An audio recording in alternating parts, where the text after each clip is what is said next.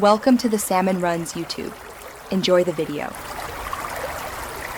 You begin now. Put the replacement AirPod and any original AirPod into the charging case, close the lid, and wait 10 seconds. Once done, open the lid and hold the case near your unlocked iPhone.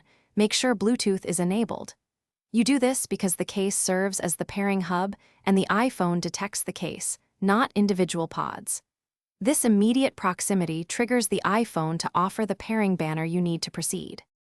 You now perform a reset to ensure the replacement AirPod is bonded to the case.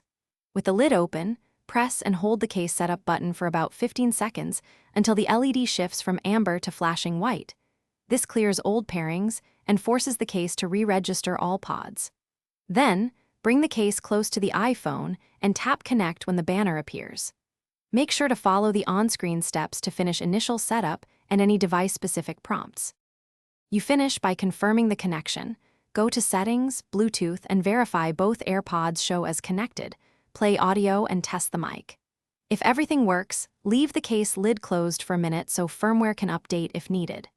If pairing fails, retry the reset sequence once more, then try a different iPhone to rule out device issues. If it still won't link, make sure the replacement is genuine Apple hardware, because non-genuine pods.